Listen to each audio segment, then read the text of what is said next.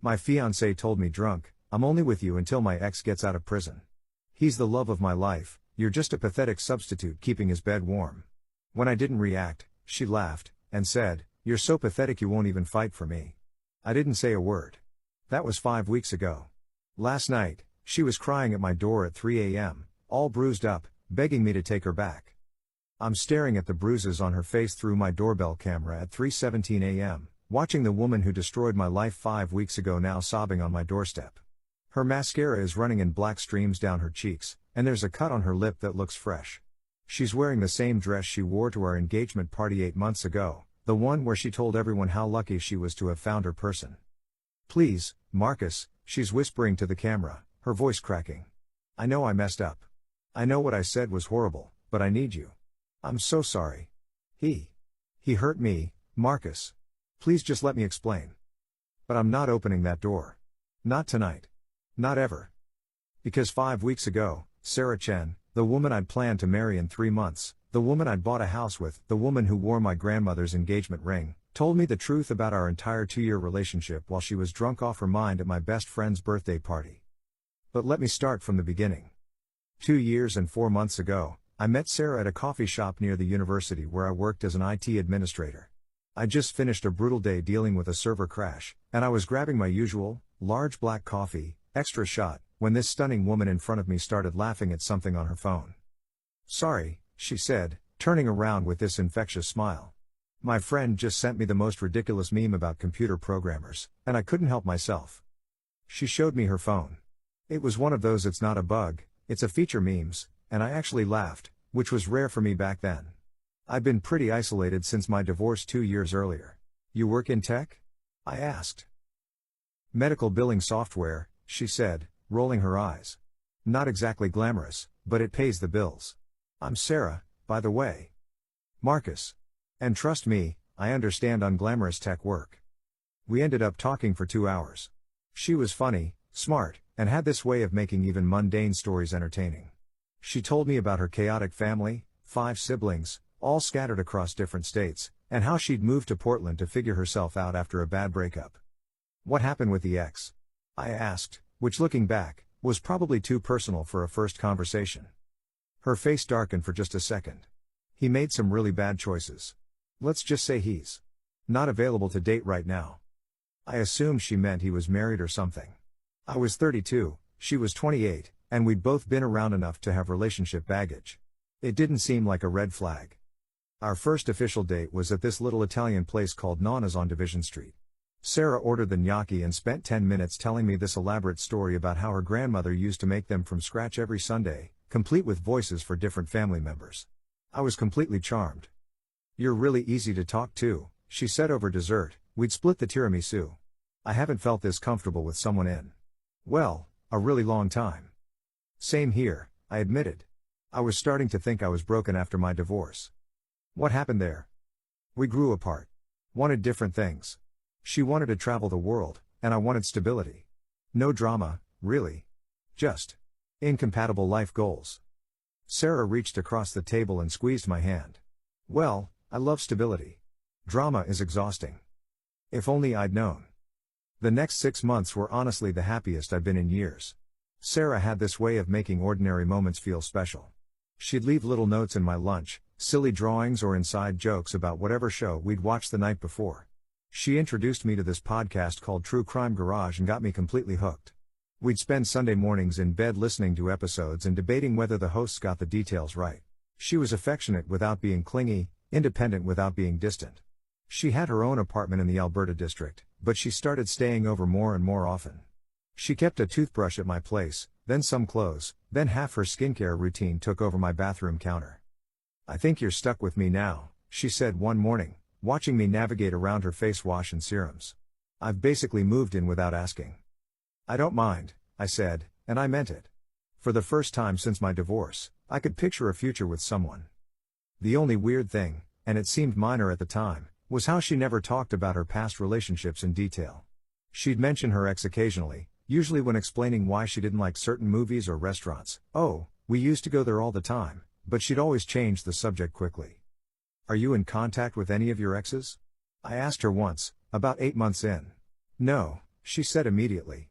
That guy was toxic. I learned my lesson about staying connected to people who are bad for you. She seemed genuinely disgusted by the idea, so I dropped it. Around our 1-year anniversary, we started talking about moving in together officially. Sarah's lease was up in 3 months, and my rental house had plenty of space. We spent a weekend looking at apartments just to see what was available, but we both kept coming back to the idea of her moving into my place. Are you sure? She asked. It's a big step. I'm sure, I said. I love having you around. The house feels empty when you're not there. That wasn't just romantic talk, it was true. Sarah had this energy that filled up spaces. She'd rearrange furniture to make rooms flow better, she'd put on music while doing dishes, she'd actually use the front porch I'd been ignoring for 3 years. She made my house feel like a home. Moving in together was seamless. We had the occasional disagreement, she liked the thermostat higher than I did, and she had way more kitchen gadgets than any human needed, but nothing serious. She paid her share of everything without me having to ask, she respected my need for quiet time to decompress after work, and she never made me feel bad about my boring routines. You're like a golden retriever, she told me one evening, watching me organize my tools in the garage for the 3rd time that month. Just happy to have your space organized and your people nearby. Is that a compliment? It's the highest compliment. Golden retrievers are the best dogs. We got engaged on a Tuesday. Not because it was a special date, but because we'd been talking about marriage for months, and I'd finally found the perfect ring, a vintage emerald cut that had belonged to my grandmother. I proposed in our kitchen while Sarah was making coffee, because that's where we'd had our best conversations and it felt right. Are you serious right now? She asked, staring at the ring box. Dead serious. Marry me, Sarah. She said yes while crying and laughing at the same time, and we called both our families that night. Her mom cried, my dad made jokes about me finally settling down again, and her youngest sister immediately started planning the bachelorette party. For 6 months, everything was perfect. We set a date, October 15th, a small ceremony at the Botanical Gardens. Sarah threw herself into wedding planning with the same enthusiasm she brought to everything else. She made spreadsheets for vendors, she researched photographers for weeks, she even learned to make our own invitations because it's more personal that way. I want everything to be perfect, she told me one night, surrounded by invitation samples and color swatches. This is the only wedding I'm ever having. I believed her completely. The first sign something was wrong came in early September, about 6 weeks before our wedding. Sarah got a call while we were watching a movie, and she stepped outside to take it. She was out there for nearly an hour. Everything okay? I asked when she came back in. Yeah, just family drama. My cousin's going through a divorce and needed to vent. But she seemed shaken up in a way that didn't match the explanation. She kept checking her phone for the rest of the evening, and when I tried to continue the movie, she said she had a headache and went to bed early. Over the next few weeks, these mysterious calls became more frequent. Always when I wasn't around, while I was at work, or in the shower, or running errands. And Sarah's mood started shifting in ways I couldn't predict. One day she'd be her normal, cheerful self, excitedly showing me photos of centerpiece ideas for the reception. The next day she'd be distant and snappy, getting irritated when I asked basic questions about vendor confirmations or timeline details. Are you getting cold feet about the wedding? I asked her one evening in late September. Because if you need to postpone or... No, she said, almost aggressively. Why would you even ask that? You just seem stressed lately. And you've been getting a lot of mysterious phone calls. She stared at me for a long moment, like she was deciding something. They're not mysterious. I told you, it's family stuff. My family's complicated, Marcus. Not everyone has nice, stable parents like you do. That stung because it wasn't true, my parents had their own issues, but I let it go. Wedding planning was stressful for everyone, right? But then came the night that should have been my wake-up call. It was October 2nd, 13 days before our wedding. We were at Jake's birthday party. Jake was my best friend from college and the guy who'd introduced me to half my friend group. The party was at his house, maybe 30 people, mostly couples from our social circle. Sarah had been drinking more than usual, which wasn't like her. She normally had 2 drinks max and switched to water. But that night she kept going back to the bar Jake had set up in his kitchen, and by 10 p.m. she was definitely drunk. I need some air, she announced, pulling me out to Jake's back deck. You feeling okay? I asked. I'm fine. Better than fine. You know what? I'm grateful. Grateful for what? She leaned against the deck railing and looked at me with this strange smile. For you. For this. She gestured vaguely between us. For having someone to take care of me. Something about the way she said it felt off, but I couldn't put my finger on why. I love taking care of you. That's what partners do. Partners, she repeated, like she was testing the word. Yeah. Partners. A few minutes later, Jake came outside looking for us. Sarah, your phone's been buzzing nonstop in the kitchen. Sounds urgent. Sarah's face went completely white. She rushed inside, and I followed a few steps behind. She was staring at her phone screen, and whatever she was reading made her hands start shaking. I need to go, she said, not looking at me. Right now. What's wrong? What happened? Nothing. I have to handle something. She left the party without another word of explanation, taking an Uber even though we'd driven together. I had to get a ride home from Jake, who spent the entire drive asking if Sarah and I were having problems. I don't know, I told him honestly. I really don't know. When I got home around midnight, Sarah's car was in the driveway, but she was already asleep, or pretending to be. The next morning, she acted like nothing had happened. Sorry about last night, she said, making coffee like it was any other day. I got some bad news about my grandmother's health and I panicked. I should have explained better. But when I asked for details about her grandmother, her story kept changing. First it was a heart attack, then a stroke, then a fall. And when I suggested we visit her or send flowers, Sarah got defensive. She's not really the flowers type. And she lives in a really small town. It would be weird for you to show up. I'd been with Sarah for over a year and a half, and I'd never met any of her family. They all lived too far away or were dealing with their own stuff. At the time, I thought maybe her family was just difficult, some families are. But looking back, I realize I'd never even seen photos of most of them. The weird phone calls intensified. Sarah would get texts that made her face go pale, then she'd disappear for hours with vague explanations about errands or meeting friends I'd never heard of. 2 weeks before the wedding, I woke up at 2 a.m. and she wasn't in bed. I found her in the living room, sitting in the dark with her phone pressed to her ear. I can't do this anymore, she was whispering. It's too hard. When she saw me, she hung up immediately. Who was that? Wrong number. Someone kept calling. But I'd heard enough to know that wasn't true. Someone had answered, and she'd been having an actual conversation. Sarah, what's going on? Really? You've been acting strange for weeks. She looked at me for a long moment, and I thought she might finally tell me the truth.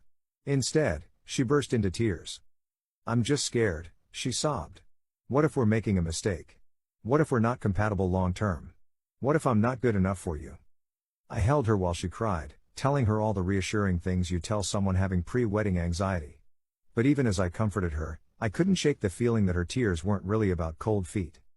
Jake's birthday party was October 20th, 5 days after our wedding date. We'd had to postpone the ceremony because Sarah's grandmother had taken a turn for the worse, and Sarah said she couldn't get married while dealing with a family crisis. I was disappointed but understanding. These things happen, and we could always reschedule for the spring. The party was supposed to be a casual get-together to celebrate Jake turning 35, but it turned into something of a commiseration party for me. Everyone knew about the postponed wedding, and I spent the first hour fielding sympathetic questions and assuring people that everything was fine between Sarah and me. Sarah had been acting more normal in the days since we'd postponed. Less mysterious phone calls, more engagement with wedding planning for the new date. I thought maybe whatever family crisis she'd been dealing with was resolving itself. But that night, she started drinking early and didn't stop. By 9 p.m., she was loud and giggly in a way that made me uncomfortable. By 10 p.m., she was having slurred conversations with people about topics that made no sense. By 11 p.m., I was ready to take her home. Sarah, maybe we should call it a night, I suggested, finding her in Jake's kitchen mixing what looked like her 7th or 8th drink. Don't be such a dad, she snapped. I'm having fun for the first time in weeks. I'm not trying to control you. I just think. You always think, Marcus. That's your problem. You think everything to death instead of just living. That hurt, because she'd never criticized me like that before. Sarah drunk was usually Sarah but more affectionate and silly, not Sarah but mean. I backed off and spent the next hour talking to other people, keeping an eye on her from across the room. She seemed to be arguing with someone on the phone again, standing in Jake's hallway with her finger pressed to her ear to block out the party noise. At 11:47 p.m., I remember the exact time because I checked my phone when it happened. Sarah found me on Jake's couch and sat down next to me with the kind of deliberate movement drunk people use when they're trying to appear sober. Marcus, she said, and something about her tone made my stomach drop. I need to tell you something. Okay. She looked me directly in the eyes, and what she said next will be burned into my memory forever. I'm only with you until my ex gets out of prison. He's the love of my life, you're just a pathetic substitute keeping his bed warm. I felt like I'd been punched in the chest. The noise of the party seemed to fade into background static, and I just stared at her, trying to process what she'd just said. What did you just say? You heard me. She was still looking right at me, and there was something almost curious in her expression, like she was conducting an experiment. Javier gets out in 3 months, and then I'm done playing house with you. I couldn't speak. I couldn't move. I felt like my entire understanding of reality had just shifted underneath me. Say something, she said after a few seconds of silence. But I couldn't. What do you say to something like that? How do you respond when the person you're supposed to marry in the spring tells you that your entire relationship has been a lie? When I didn't respond, Sarah laughed. Actually laughed. You're so pathetic you won't even fight for me, she said, shaking her head. I literally just told you I'm using you, and you're just sitting there like a kicked puppy. Javier would have thrown someone through a wall by now. That's when something clicked into place for me. Not anger, not yet. But a kind of cold clarity that cut through the shock. I stood up without saying a word and walked to the bathroom. I locked the door, pulled out my phone, and did something I'd never done before. I started recording a voice memo to myself. October 20th, 11:52 p.m., I whispered into my phone. Sarah just told me, and I quote, I'm only with you until my ex gets out of prison. He's the love of my life, you're just a pathetic substitute keeping his bed warm. When I didn't react, she said, you are so pathetic you won't even fight for me. She mentioned someone named Javier getting out in 3 months. I don't know why I did that. Maybe some part of my brain was already planning for what came next. When I came out of the bathroom, Sarah was exactly where I'd left her, now talking to Jake's girlfriend Emma like nothing had happened. Ready to go home? I asked, my voice surprisingly steady. Sure, Sarah said, like we just had a normal conversation about the weather. We drove home in complete silence. Sarah passed out in the passenger seat before we were even out of Jake's neighborhood. I kept glancing over at her, this person I'd thought I knew completely, wondering how long she'd been acting. When we got home, I helped her to bed. She mumbled something that sounded like love you as I pulled the covers over her, and I almost laughed at the absurdity of it. I spent that night in the guest room, staring at the ceiling and replaying every moment of our relationship, looking for signs I'd missed. The mysterious phone calls. The vague family stories. The way she'd never introduced me to anyone from her past. The postponed wedding. By morning, I'd made a decision. Sarah woke up the next day with no memory of what she'd said. She was hungover and apologetic, making me breakfast and asking if she'd embarrassed herself at the party. You had a lot to drink, I said carefully. Do you remember our conversation on the couch? She squinted at me, clearly trying to recall. We talked on the couch? About what? About your ex. My ex? She looked genuinely confused. Why would I bring him up? Either she was the world's best actress, or alcohol had completely wiped that memory from her brain. I decided to test it. You mentioned someone named Javier. I watched her face carefully. For just a split second, maybe half a second, her expression changed. Not confusion, but something closer to panic. Then it was gone. I don't know any Javier, she said, but she turned away from me to focus on flipping pancakes. You must have misheard me. That's when I knew she was lying. And that's when I decided to find out the truth. I started small. I knew Sarah's last relationship had ended badly, and she'd mentioned her ex making bad choices. If someone was in prison, there would be records. I began with Oregon's inmate search database. Sarah had lived in Portland for 3 years, so if she'd been involved with someone local, they might be in the state system. I searched Javier with different last names, common ones like Rodriguez, Martinez, Garcia. Nothing matched Sarah's timeline. Then I remembered she'd moved to Portland from somewhere else. She'd been vague about where exactly, usually just saying down south when anyone asked. I tried California's inmate database. Again, nothing obvious. But then I remembered something she'd said months earlier about missing real Mexican food. She'd mentioned a specific restaurant called El Corazon that had the best carnitas she'd ever had. I googled it. El Corazon had 3 locations, Los Angeles, Phoenix, and Las Vegas. I tried Nevada's inmate search. Javier Ruiz. Age 31. Incarcerated at High Desert State Prison. Conviction date, March 15, 2023. Charges, aggravated assault, domestic battery, violation of restraining order.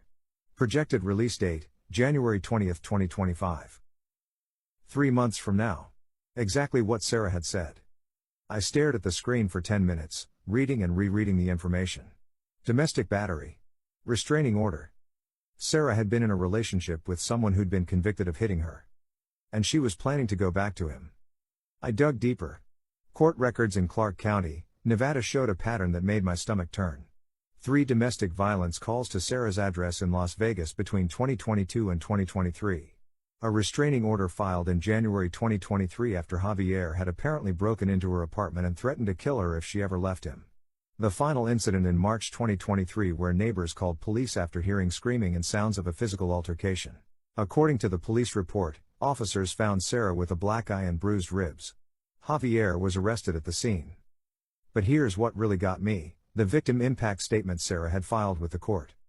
Javier Ruiz manipulated and controlled me for 2 years, she'd written. He isolated me from my friends and family, monitored my communications, and became increasingly violent when I tried to assert any independence. The night of his arrest, he told me he would hunt me down if I ever tried to leave Nevada or start a relationship with someone else. I am filing this statement to ensure the court understands the ongoing danger he represents to my safety. She'd moved to Portland 6 weeks after he was sentenced. I printed everything. Police reports, court filings, the restraining order, even news articles about the case. Apparently Javier had a history of domestic violence with previous girlfriends too. Then I did something that felt awful but necessary. I started monitoring Sarah's communications. I didn't hack her phone or anything dramatic. But I started paying attention to when she got texts, when she stepped outside for calls, when she was on her laptop late at night. And I bought a small recording device, the kind people use for lectures, and started keeping it in my pocket when we had conversations. I felt like a horrible person doing it, but I needed to understand what was really happening. It didn't take long to confirm my worst fears. On November 3rd, I came home early from work with a migraine and heard Sarah on the phone in our bedroom. The door was closed, but I could hear her voice through it. I know, baby. I miss you too. It's only a few more months. I pressed my ear to the door, my heart hammering. Marcus? He's fine. He doesn't suspect anything.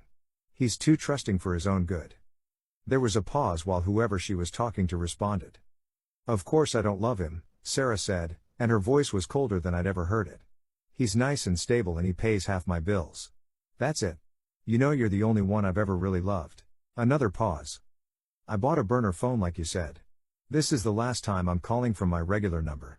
From now on, we only talk on the burner, and I keep it hidden. I backed away from the door as quietly as possible and left the house. I sat in my car in the driveway for 20 minutes, trying to process what I'd just heard. When I came back inside, Sarah was in the kitchen starting dinner like nothing had happened. Hey baby, she said, giving me a kiss on the cheek. How was work? Fine, I managed. Just fine. That night, I started planning. I could have confronted Sarah immediately, but something stopped me. Maybe it was the lawyer's instinct I developed during my divorce, or maybe it was just self-preservation, but I realized I needed more than just overheard phone conversations. Sarah was planning to leave me for someone who'd been convicted of domestic violence. Someone who'd threatened to hunt her down. Someone who, according to the court records, had put her in the hospital. And she was doing it with my money, in my house, while wearing my grandmother's ring. I started documenting everything. I found the burner phone 3 days later. Sarah thought she was being clever, hiding it in a shoebox in our guest room closet, but I'd been systematically searching the house while she was at work. It was a basic flip phone, and she'd been texting someone saved as Jay almost daily. I photographed the entire message thread. Jay, 84 days baby. Can't wait to hold you again. Sarah, I dream about it every night. This fake life is killing me. Jay, just remember what we talked about. Don't let him get suspicious. Sarah, he's too stupid to get suspicious. Still hasn't figured out why I postponed the wedding. Jay, good. Keep playing the part. We're going to need his money for my lawyer fees when I get out. Sarah, how much do you think we can get? Jay, he owns that house, right? And he's got savings? Sarah, about 80K in savings, plus the house is worth maybe 400K. Jay, perfect. Soon as I'm out, we'll figure out how to get our share. I photographed every message, every date stamp, every character. There were hundreds of them, going back months. But the messages that really made me sick were the personal ones. Sarah, I hate pretending to care about his boring job stories. Jay, soon you won't have to pretend anything. Sarah, he thinks we're going to have kids together. Can you imagine? Jay, you'd never have kids with a weak man like that. Sarah, never. Our kids are going to be warriors, not whatever he would make. The worst part was reading how they talked about our intimate moments, Sarah describing our private conversations and even our physical relationship in crude detail, laughing about my pathetic romantic gestures and how desperate I was for her approval. I made copies of everything and stored them in 3 different places: my office computer, a cloud drive Sarah didn't know about, and a physical folder I kept locked in my desk at work. Then I hired a private investigator. I know that sounds dramatic, but I needed to understand exactly what I was dealing with. A PI named Rebecca Torres came highly recommended from a lawyer friend, and she specialized in domestic and financial fraud cases. What exactly are you hoping to prove? Rebecca asked during our first meeting. I showed her everything: the court records, the text messages, the timeline of Sarah's behavior changes. I need to know if this is just emotional infidelity, or if there's something criminal happening here, I said. And I need to protect myself legally and financially. Rebecca reviewed everything and whistled low. Your fiancé is running a long con, Marcus. This isn't just about her having feelings for someone else. Look at these messages about your assets, about getting their share. This is fraud. What kind of fraud? She's entered into an engagement with you under false pretenses, with the explicit intention of financial gain. Depending on what she actually does with your money or property, we could be looking at theft, identity fraud, maybe even racketeering if this is part of a pattern. That was a sobering thought. What do you recommend? Keep documenting everything. Don't confront her yet, let her keep digging her own hole. And start protecting your assets immediately. If she has access to any of your accounts, change that access. If you have joint accounts, we need to document the balances and her activity. I followed Rebecca's advice. I started checking our joint checking account daily, and sure enough, Sarah had been making small withdrawals, $200 here, $150 there, that she'd never mentioned. When I asked about them, she had explanations that sounded reasonable: work lunch with a client, gift for her sister's birthday, car repair. But Rebecca had warned me that small, consistent withdrawals were a common pattern in financial fraud cases. They're conditioning you to not question money disappearing, she explained. By the time they make the big withdrawal, you're used to not tracking every penny. I also discovered that Sarah had been researching divorce law in Oregon. Her browser history, which she thought she'd deleted, included searches for how is property divided in Oregon divorce. Can you get alimony from broken engagement, and what happens to engagement ring if wedding cancelled? She was planning our breakup before we'd even had it. But the discovery that really shook me came when Rebecca ran a full background check on Sarah. It turned out Sarah Chen wasn't even her real name. Her legal name was Sarah Elizabeth Kowalski. She'd been born in Michigan, not California like she'd told me. And this wasn't her first time doing this. Between 2019 and 2022, she'd been engaged twice. Once to a man named David Park in Seattle, once to someone named Richard Chen in Las Vegas, which explained where she'd gotten the name Chen from. Both engagements had ended abruptly, right around the time she'd started having family emergencies. Both men had filed police reports claiming she'd stolen money from them before disappearing. David Park had lost $12,000 from their joint account. Richard Chen had lost $8,000 plus a car she'd convinced him to put in both their names. Your fiancé is a professional, Rebecca told me during our second meeting. This is what she does. She finds stable, financially secure men, builds relationships with them, gains access to their resources, then disappears when her imprisoned boyfriend is ready to get out. How many times has she done this? Based on what I can find? At least 3 times, including you. There might be more. That night, I sat in my office at home, staring at photos from our engagement party. Sarah looked so happy in them, so genuinely excited. Her acting skills were incredible. But I still wasn't ready to confront her. Rebecca had advised me to wait until we had everything documented, and I wanted to understand the full scope of what Sarah was planning. The answer came sooner than I expected. On December 15th, I came home from work to find Sarah packing a suitcase. Taking a trip? I asked, trying to keep my voice casual.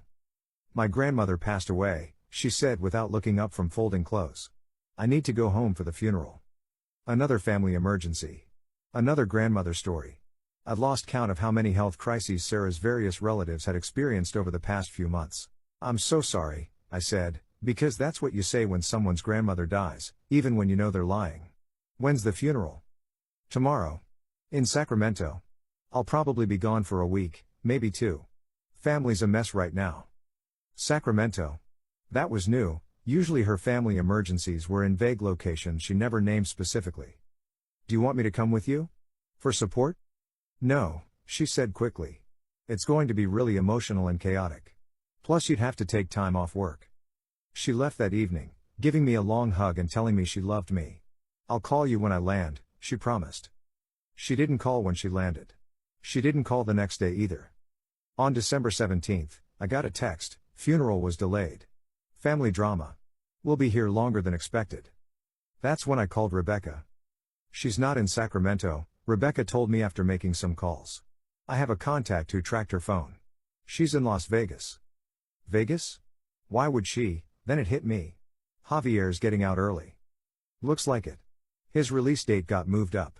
He was released yesterday morning. My blood went cold. So Sarah lied about her grandmother dying so she could go be with him the day he got out of prison. That's exactly what happened. And Marcus? You need to protect yourself right now. Check your accounts, change your passwords, and make sure she doesn't have access to anything important. I hung up and immediately logged into our joint checking account. $43,000 was missing. Sarah had made a massive withdrawal the morning she left for her grandmother's funeral. She'd cleaned out almost everything we'd saved for the wedding, the honeymoon, and the down payment on a bigger house. I called the bank immediately, but they told me what I already knew. It was a joint account, and she had every right to withdraw the money. But it's theft, I said to the customer service representative. Sir, legally speaking, any account holder can withdraw any amount from a joint account. If you believe fraud has occurred, you'll need to file a police report. So I did. I drove straight to the Portland Police Bureau and filed a report for theft and fraud. I brought Rebecca with me, along with binders of evidence, the text messages, the court records from Nevada, the background check showing Sarah's real name and pattern of behavior. Officer Jennifer Walsh took my statement and reviewed everything I'd brought. This is definitely fraud, she agreed. But it's going to be complicated to prosecute because she did technically have legal access to that joint account. What about the identity fraud? She's been using a fake name. That's more promising, Officer Walsh said. And the pattern of behavior with previous victims strengthens the case significantly. We'll need to contact the other victims and coordinate with Nevada authorities. What happens now? We investigate. It might take some time, but based on what you've shown me, there are definitely criminal charges we can pursue. I left the police station feeling simultaneously vindicated and devastated. I'd been right about Sarah, but being right didn't make the betrayal hurt any less. That night, Sarah called me for the first time since she'd left. Hey baby, she said, and her voice sounded different. Happier. More relaxed than I'd heard her in months. How are you holding up without me? I'm managing, I said carefully. How's the family stuff going? Oh, you know. Lots of crying, lots of drama. Funerals are never easy. I'm sure. When do you think you'll be home? There was a pause. A long pause. Actually, that's kind of why I'm calling. There's been a complication. Here it comes, I thought. My aunt, she's elderly and she doesn't have anyone else. She's asked me to stay and help her get things settled. My grandmother left behind a lot of legal stuff that needs sorting out. How long are we talking about? Maybe a few more weeks? I know it's not ideal with the holidays coming up, but family has to come first, right? Right, I said. Family first. You're being so understanding about this, Marcus. I love that about you. After we hung up, I sat in our living room, my living room, looking at the Christmas tree we decorated together just 2 weeks earlier. Half the ornaments were ones Sarah had picked out, including our first Christmas engaged ornament she'd been so excited about. I took it off the tree and threw it away. On December 22nd, I got another text from Sarah, Aunt's situation more complicated than expected. Going to be here through New Year's. So sorry baby. Miss you so much. That same day, Rebecca called with an update. Your Sarah's been busy in Vegas, she said. She and Javier rented an apartment together on December 16th, the day after she left Portland. She's been posting photos on a social media account you don't know about, showing off expensive dinners and shopping trips. Shopping trips paid for with my money. Exactly. And Marcus? There's something else. She's been calling herself Mrs. Ruiz on some of these posts. They might have gotten married. That hit me like a physical blow. While I'd been sitting at home worried about her fake family emergency, she'd been in Vegas marrying the violent criminal she was actually in love with, using money she'd stolen from me to pay for it. There's more, Rebecca continued. I talked to David Park and Richard Chen, her previous victims. They're both willing to testify about their experiences with her. And get this, she used the exact same story with both of them. Family emergencies, sick relatives, needing to travel for funerals. The same script. Word for word, according to Richard. She even used the same names for her fake relatives. I spent Christmas alone. Sarah sent me a text on Christmas morning. Merry Christmas, baby. Wish I could be with you. Aunt's doing a bit better but still needs me. Hope you understand. I understood perfectly. On December 30th, I got a call from Officer Walsh. We've got enough evidence to issue a warrant, she told me. We're charging her with theft in the first degree, identity fraud, and criminal conspiracy. The FBI is also interested because this crosses state lines and involves multiple victims. When will you arrest her? We're coordinating with Las Vegas PD. Should happen within the next few days. Sarah was arrested on January 3, 2025, at the apartment she shared with Javier. According to the arrest report Rebecca obtained for me, she was found with multiple fake IDs, nearly $30,000 in cash, and a detailed notebook containing information about targets including their financial situations, social media habits, and relationship histories. There were 12 men listed in that notebook. 12 men she'd researched as potential marks for this exact same scam. Javier was arrested too, on charges of conspiracy and receiving stolen goods. Apparently, he'd used some of my money to buy a motorcycle. But the story wasn't over yet. Sarah made bail on January 8, ironically, using money from one of her earlier victims who apparently still had feelings for her. She immediately started calling me. I didn't answer the first dozen calls, but she was persistent. She left voicemails that started out contrite and got progressively more desperate. Marcus, please call me back. I can explain everything. It's not what it looks like. Baby, I made some mistakes, but I love you. We can work this out. I never meant for any of this to happen. Javier manipulated me into it. I was scared of him. And finally, if you don't drop the charges, I'm going to tell everyone you abused me. I'll destroy your reputation. I saved every voicemail and forwarded them to Officer Walsh and my lawyer. On January 12, the local news picked up the story. Local woman arrested in multi-state romance scam ran on 3 different Portland news stations. They used Sarah's booking photo and mentioned that she'd stolen from multiple victims. The story went viral on social media within hours. I started getting calls from reporters, from other potential victims, and from people who'd known Sarah and wanted to share their own stories about her suspicious behavior. One call particularly stood out. It was from a woman named Lisa who'd worked with Sarah at her medical billing job. I knew something was off about her, Lisa told me. She was always getting these urgent phone calls that made her upset, and she'd take long lunches to deal with family stuff. But the weird thing was, she'd slip up sometimes and forget which story she'd told which person. What do you mean? Like, she told me her sister lived in Chicago and was getting divorced. But she told another coworker her sister lived in Denver and had just gotten married. Small stuff like that, but it happened all the time. Lisa also told me something that made my blood run cold. She asked me a lot of questions about my boyfriend. Like, really specific questions about his job, his income, where he lived. At the time I thought she was just being friendly, but looking back, I put Lisa in touch with the FBI agents who'd taken over the case. The investigation expanded rapidly. It turned out Sarah and Javier had been running this scam for years, targeting different cities whenever he got out of prison on various charges. Sarah would move to a new place, establish a fake identity, find victims, and extract as much money as possible before Javier's release date. The FBI estimated they'd stolen over $200,000 from at least 8 different men across 5 states. But while the criminal case was moving forward, I still had to deal with the personal aftermath. Sarah had taken more than money from me. She'd taken my trust, my confidence in my own judgment, my ability to believe that people could be genuinely good.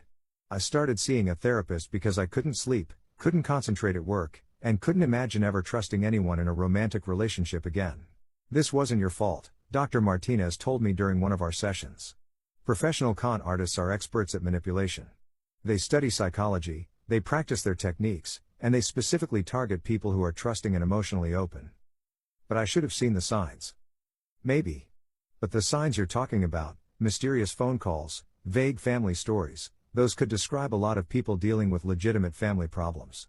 You interpreted her behavior in the most charitable way possible because that's who you are as a person. That's not a flaw. Dr. Martinez was right, but it didn't make me feel less stupid. The hardest part was telling my family and friends what had really happened. I'd spent months defending Sarah, making excuses for her behavior, telling people that everything was fine between us. Jake was furious when I told him the truth. I knew something was wrong that night at my birthday party, he said. The way she was talking to you, it felt cruel. I should have said something. What would you have said? That my fiancé seemed mean when she was drunk? I don't know. Something. But my dad had the reaction that surprised me most. I'm proud of you, he told me during a phone call. Proud of me for what? Getting scammed by a criminal? Proud of you for handling it the right way. You could have confronted her immediately and probably never gotten your money back or seen her face justice. Instead, you were smart about it. You built a case, you protected yourself, and you made sure she couldn't do this to anyone else. He was right about that. Because I'd been methodical about gathering evidence, the prosecutor had everything she needed to build a strong case against Sarah and Javier. On February 14, Valentine's Day, which felt like cosmic irony, Sarah's lawyer called mine with a plea deal offer. She would plead guilty to theft and fraud charges, serve 18 months in prison, pay full restitution to all victims, and provide information about other potential victims and accomplices. In exchange, the more serious conspiracy charges would be dropped. What do you think? My lawyer asked. I thought about it for a week. Part of me wanted her to face the maximum penalties for what she'd done. But another part of me just wanted it to be over. Will the restitution actually get me my money back? Eventually, yes. She'll be required to pay you back over time, and if she doesn't, she goes back to prison. And the information about other victims? Could help a lot of people get justice. I told him to accept the deal. Sarah pled guilty on March 1st. I attended the hearing, sitting in the back of the courtroom while she stood before the judge and admitted to the crimes. She looked different. Thinner, older, like the stress of being caught had aged her months and just weeks. When the judge asked if she had anything to say before sentencing, she turned around and looked directly at me. I'm sorry, she said, and for a moment she sounded like the Sarah I'd thought I knew. I'm sorry to everyone I hurt. Then she was led away in handcuffs. Javier got a harsher sentence, 3 years, because of his criminal history and the domestic violence charges. But the story still wasn't over. 5 weeks ago, on a Tuesday night, I was having dinner with my coworkers when my phone started buzzing with notifications. Text messages from numbers I didn't recognize. Dude, isn't this your ex-fiancé? Marcus, you need to see this. Call me ASAP. The messages all included links to local news articles with headlines like romance scam victim hospitalized after domestic violence incident and convicted fraudster attacked by ex-boyfriend.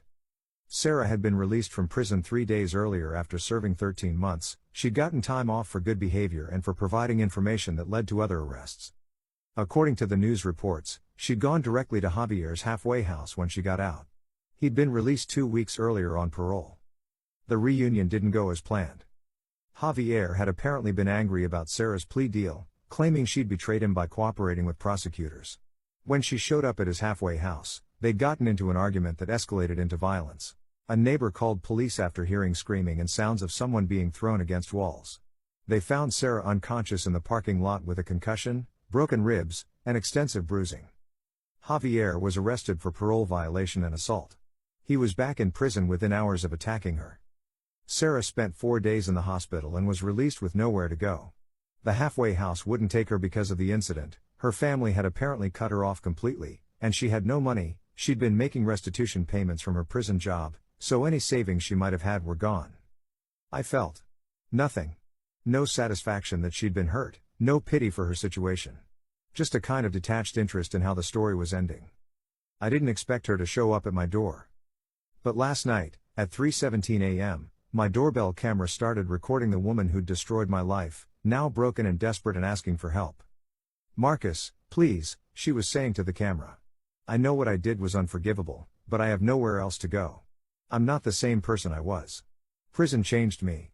I see how wrong I was, how much I hurt you. She was crying, but I'd seen Sarah cry before when she wanted something. I'll do anything to make it right.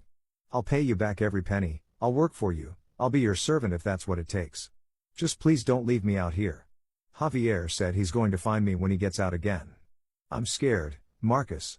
I'm so scared. I watched her through the camera for almost an hour. She sat on my front steps, sometimes crying, sometimes just staring at the door like she could will me to open it. At 4:23 a.m., a police car pulled up.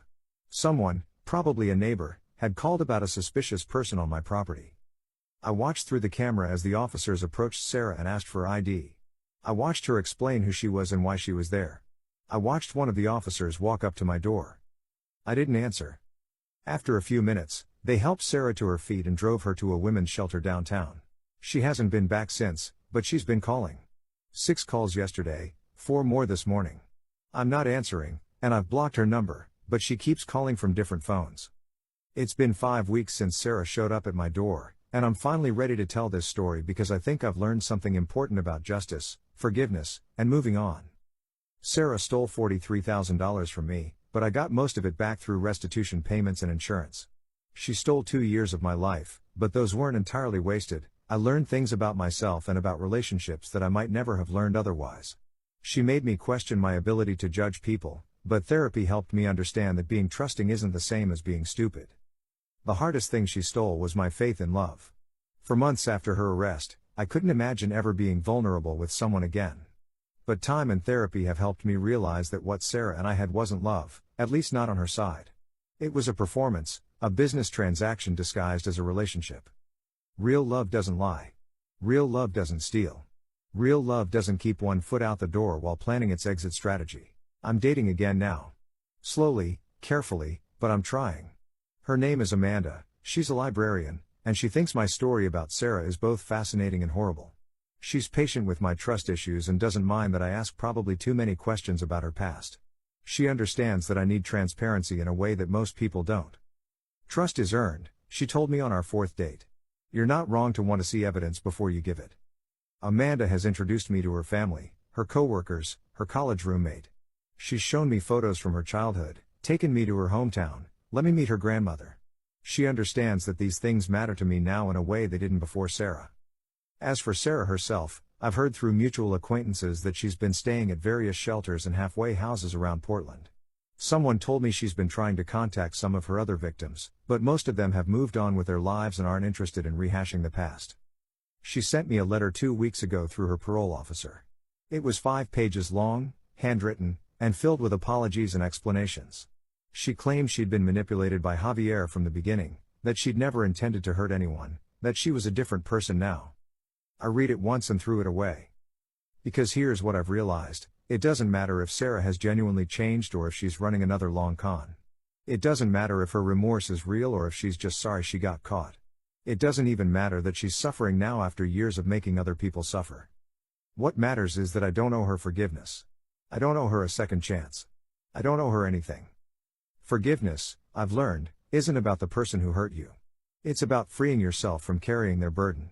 And I've forgiven Sarah, not because she deserves it, but because I deserve peace. But forgiveness doesn't mean reconciliation. It doesn't mean trust. It doesn't mean opening my door at 3 a.m. when someone who destroyed my life shows up asking for help. Sometimes the most powerful thing you can do is nothing at all. The night Sarah appeared on my doorstep, broken and desperate, I could have let her in. I could have offered her a place to stay, helped her get back on her feet, tried to rebuild something from the wreckage of our relationship. But I didn't. And I'm proud of that choice. Because some bridges are meant to be burned. Some doors are meant to stay closed. And some people, no matter how much they claim to have changed, don't deserve a place in your life. Sarah chose Javier over me when she thought he was her meal ticket. She chose crime over honesty when she thought she could get away with it. She chose to see me as a mark instead of a person when she thought it would benefit her. Those were her choices, and she has to live with the consequences. My choice is to build a life without her in it. A life based on honesty, mutual respect, and genuine love. A life where I'm valued for who I am, not what I can provide. A life where I'm nobody's substitute. 3 days ago, Amanda and I adopted a golden retriever puppy. We named him Murphy, and he's currently destroying my favorite pair of shoes while somehow still being the best thing that's happened to me in years. See? Amanda said, watching Murphy try to carry a tennis ball that's too big for his mouth. Golden retrievers really are the best dogs. She's right. And I think I'm finally ready to be someone's favorite person instead of someone's backup plan. Last night, Murphy woke me up barking at something outside. I checked the doorbell camera, half expecting to see Sarah again. But it was just a raccoon going through the neighbor's garbage. I went back to bed, and for the first time in over 2 years, I slept peacefully through the night. Sometimes the best revenge is simply living well. And that's exactly what I'm doing.